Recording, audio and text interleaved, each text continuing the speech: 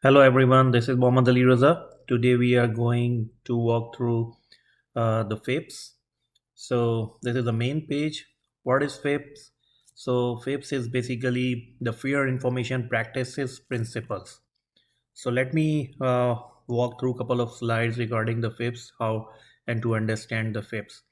So fair information practices principles. So FIPS basically are the collection of widely accepted principle that most of the agencies like the federal agencies use when evaluating information system, processes, programs, and activities that affect the individual privacies.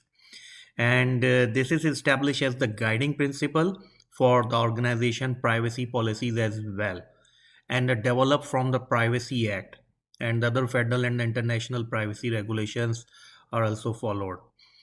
It was basically published in 1980. So 1980 was the very first time, and it was published by the organization called OECD, and most of the countries agreed upon them as the principles. And these FIPs are basically, it's not the requirement for the companies or agencies. They are the basically principles which should be applied by each agencies according to the agency's particular mission and the privacy program requirement. So let's keep in the mind it's not the requirement, it's just the kind of principle which is followed by the agencies. The department privacy compliance policies and the procedure controlling the use of the PII information, like personal identifiable information, are also based on FIPS. And there are 8 principles of FIPS on which it follows. So let me go to the next slides. So here we go, where like it seemed like I have mentioned all of the 8 principles of the FIPS, and these basically 8 principles regarding the data usage collection and the privacy. So transparency, individual participation, purpose specification, data minimization, use limitation, data quality and integrity, security, and finally accountability and auditing. These are all the 8 principles of the FIPS. So I gonna explain these all of these 8 principles in the upcoming slides. So let's compare the FIPS with the another security, the privacy laws. So basically, several of the principles listed in the FIPS are included in important privacy frameworks, and all of them, like most of them, are comparable to GDPR and CCPA. So I am comparing here with the GDPR and CCPA. So GDPR is basically the General Data Protection Regulation, and CCPA is California Consumer Privacy Act. So let me walk through GDPR and compare with the FIPS. So the GDPR is basically a comprehensive data privacy laws that establishes a framework for collecting, processing, storing, and transferring personal data or PII information. And it is basically not the US standard. It is basically the European standard. But if uh, let's suppose in the US that also need to be followed. If any company having the European based customer, then it need to be followed, right? But that mainly belongs to the privacy of the data. So it also requires all personal data to be processed in a secure fashion way, and it includes fine and penalties for the business that don't comply with these requirements. So that is also one of the important factor with the GDPR. And if we compare with the FIPS, so same thing followed with the FIPS.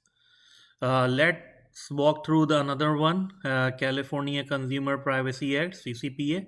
So CCPA is basically the piece of the data privacy legislation that applies to most of the business that process the personal data or PII information, and that is only applicable for the California residents. So this is how it differs from the GDPR and FIPS, because the location wise it's going to be the different. The CCPA gives California resident a certain amount of control over the personal data that business collects about them, and that provides basically the security to them that there is a law and the data privacy already available for the California residents. So anybody who is living at California, that automatically fall into the category and having a consumer privacy law to protect their PI information, and that is also applicable for any of the company who is based on the California. So aside from the fact these two privacy frameworks apply to the different regions, and that's how the CCPA and the GDPR are not the same. So as I mentioned, CCPA is only for the California resident and GDPR is for the that's the European standard, right?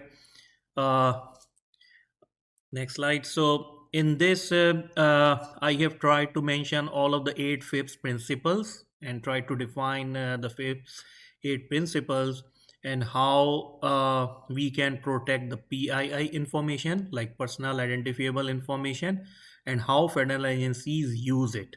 So all of these I'm trying to explain in these couple of slides. So very first principle is the transparency.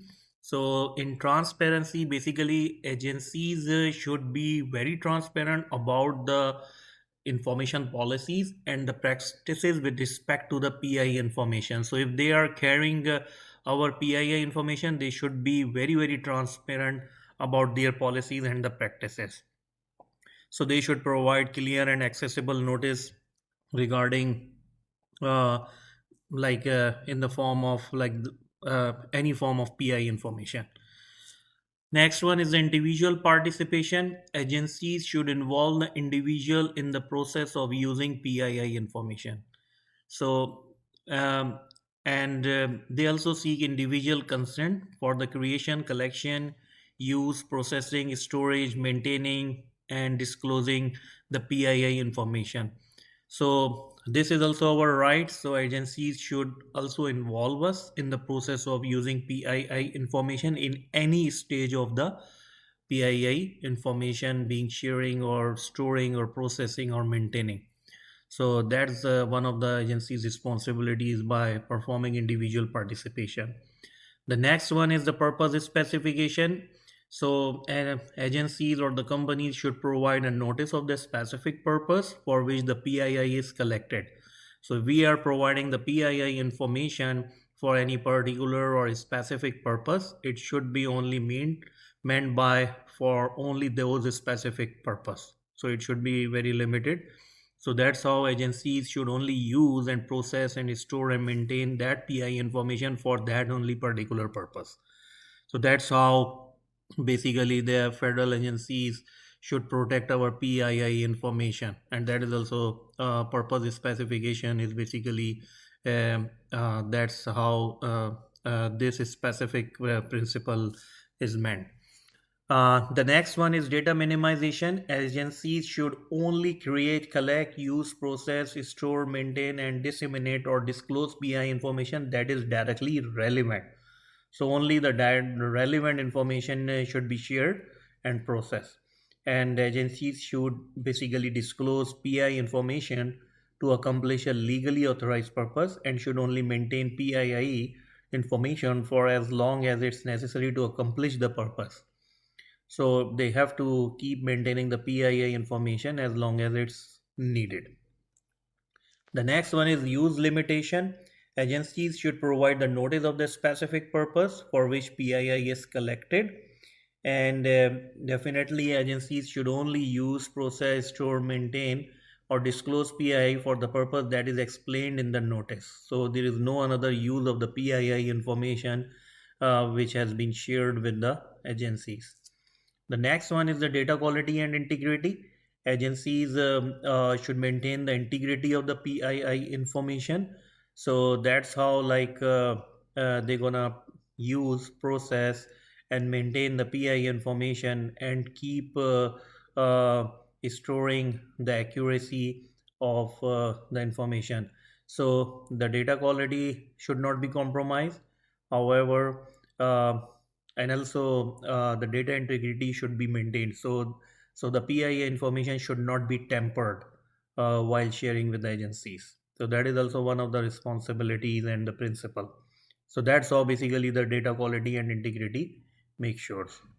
The next one is the security.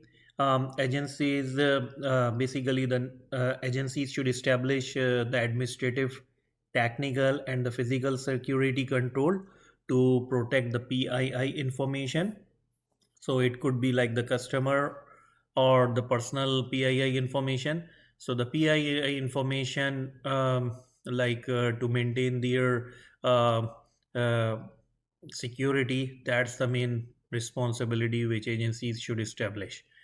And all of the like PII information basically should not be leaked. There should not be a data breach. So the main to maintain the PII information, that's the agency responsibility to maintain the security. So that's how like suitable considering likelihood that it would be accessed, used, modified, lost, destroyed, or disclosed without authorization, as well as the severity of the potential harm. So that all comes under the security umbrella.